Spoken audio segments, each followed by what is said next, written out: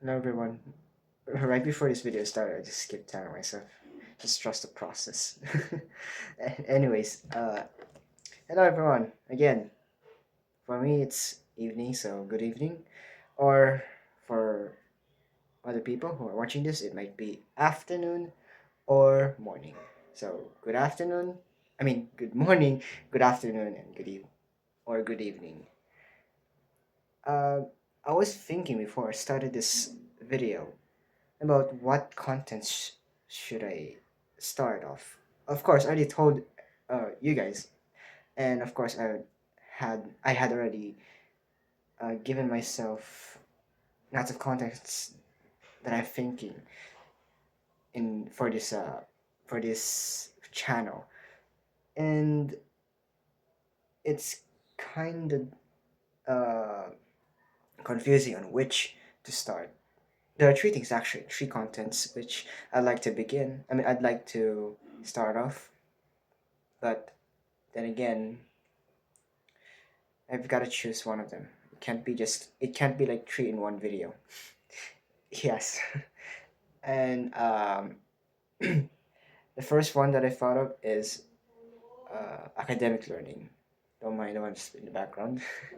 uh, Academic learning is the first thing that came to my mind. That should be the content of most of my videos. Second, maybe skill learning. And lastly, language learning. Specifically and currently Korean learning or like uh, Hangul, learning, you know. Yes. And I'm kind of messing up right now. I'm sorry, everyone. um, Maybe we'd go first with skill learning. I'd like to start off as early as possible since I'm kind of, it's very late for me to upload a video. And uh, I had this policy of my own, or like a principle that I must uh, upload a video as soon as possible every day, as long as I can. But yeah, I've got to push myself. Anyways, let's start first with skill learning, and that is mind map. I kind of want to learn how to mind map. Uh, I'd like to share everyone what I've learned uh, about this mind map thing. uh, to start off, I was just trying to learn on how to properly use mind map. Back then, I was able to use this, but it wasn't that useful to me. Very messy. Please bear with me because the topic just suddenly changed. But yes, I already told you everyone that maybe what I'll be focusing for now in this video is skill learning. So let's go forward with it. Mind map is one of the things that is very valuable to me when it comes to learning in academics. Yeah, it's kind of confusing if you think that why shouldn't this be in academic learning then? It is quite similar, but for me, this is skill to be learned. You know, everything that's been taught at school, I always regarded them as academic. And for the strategy, methods, techniques, and skills, they're not of academic, although they're used in academic. For me, it is a tool, very useful tool when it comes to learning. So that's why I regarded it as learning, or skill learning, and not in academic. Anyways, let's continue with mind map. I'm going to share everyone what I think it means and how to do it. Well, I've been watching lots of uh, videos about mind maps. Uh, the YouTubers that I watched before is Justin Song and Jun Yu, and I forget this other guy.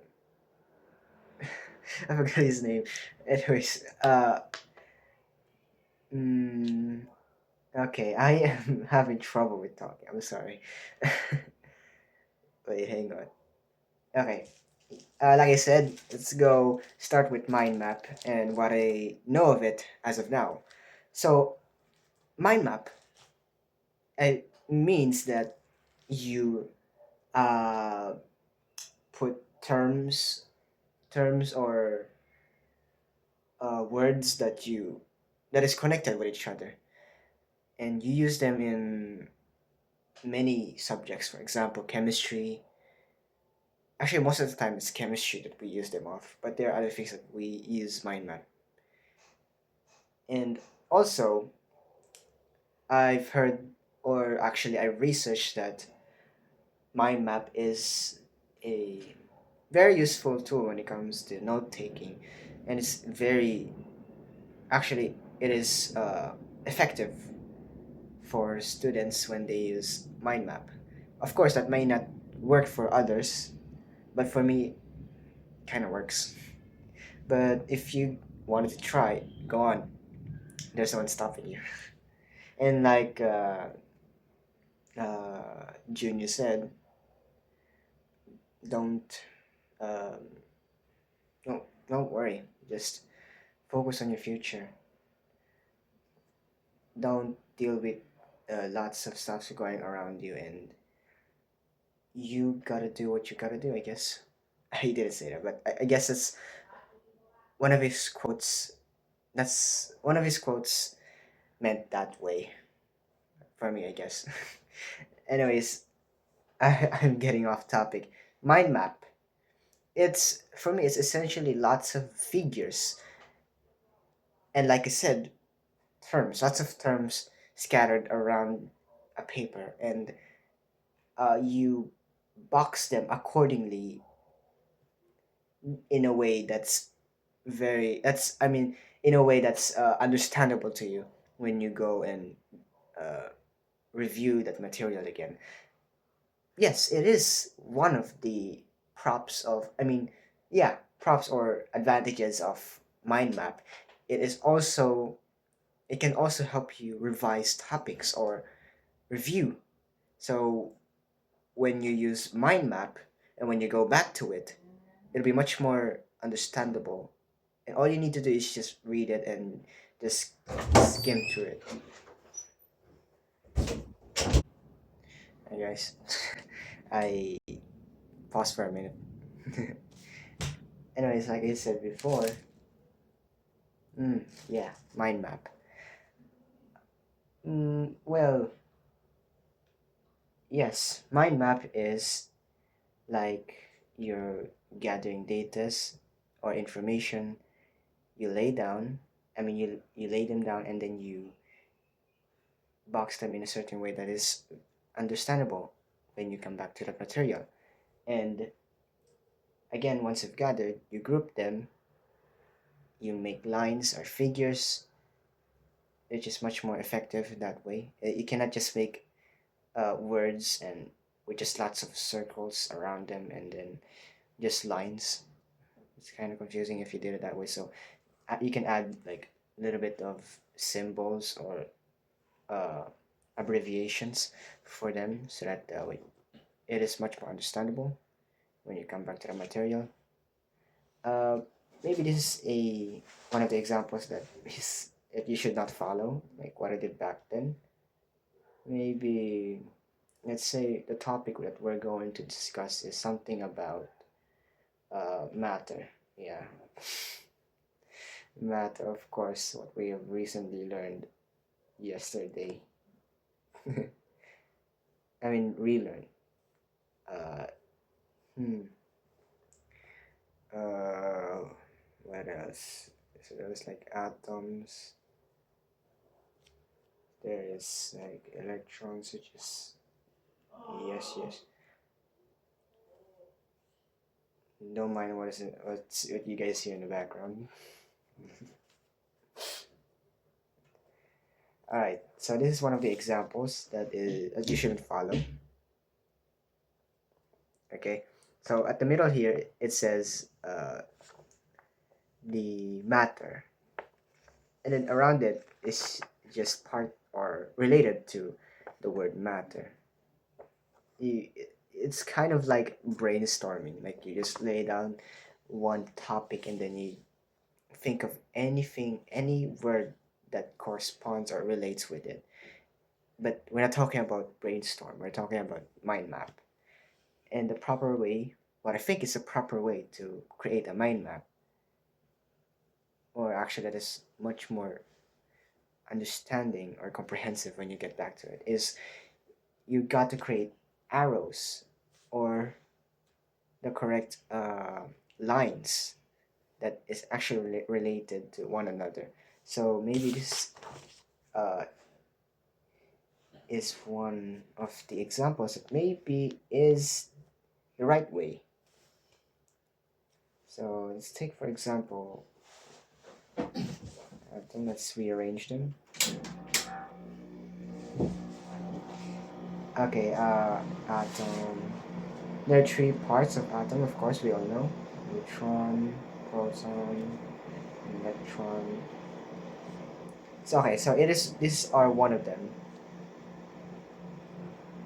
So what I did before is just like weird one, like this one. So that's matter. This one's proton and electron. It doesn't make any sense this way. So when you create mind map, it shouldn't be scattered or like in an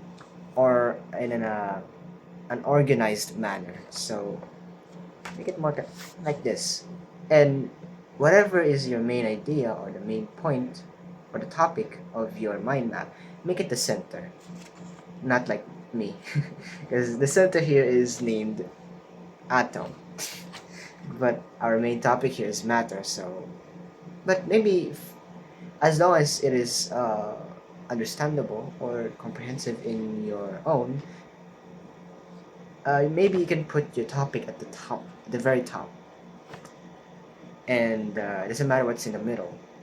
But it is much more preferable that way, that you put the topic in the middle so that you know what is it all about. You would have a broad picture of what you're tackling, that the information may be easier to recall that way.